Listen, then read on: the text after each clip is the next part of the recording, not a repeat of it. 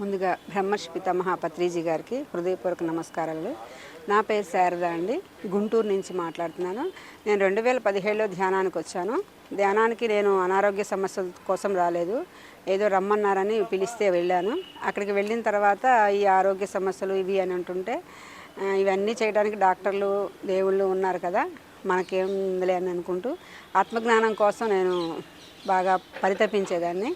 దానికి తగ్గట్లుగానే నాకు క్లాసులు కానీ ఆత్మజ్ఞానానికి సంబంధించిన మాస్టర్స్ కానీ బుక్స్ కానీ అందించడం జరిగింది. అట్లాగే పత్రి సార్ చెప్పినవన్నీ కూడా అంటే మనం ఆత్మపరంగా జ్ఞానాన్ని పొందాలి, ఎదగాలి అనుకున్నప్పుడు అంటే నా తపన అది కాబట్టి దానికి సంబంధించిన కాన్సెప్ట్లన్నీ పత్రి సార్ ద్వారా నేను వినేదాన్ని. అది విన్న తర్వాత నాకు చాలా తృప్తిగా అనిపించేది.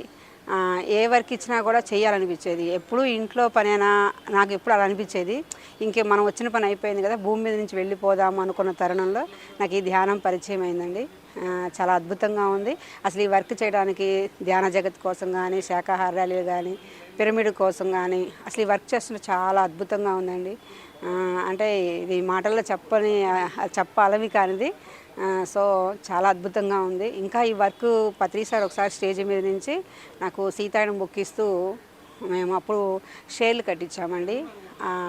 ఏంటి మేడం ఇంకా ఏంటి సంగతులు అంటే, సరే ఇంకేంటి వర్క్ అని చెప్పనేదాన్ని. ఇది తప్పితే నాకు నా నోటికుండా ఏది వచ్చేది కాదు.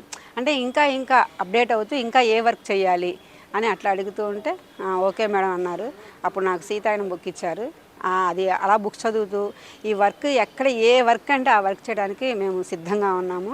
చాలా అద్భుతంగా అంటే ధ్యానం ఇంత అద్భుతంగా మనందరినీ కూడా జీవితాలనే కాకుండా ఆత్మపరంగా కూడా ఎదగటానికి ఇంత అద్భుతంగా మనకి సహకరిస్తుంది. అందుకని అందరూ కూడా ధ్యానం చేయాలి, శాకాహారులు కావాలి, పిరమిడ్ శక్తిని ఉపయోగించుకోవాలి.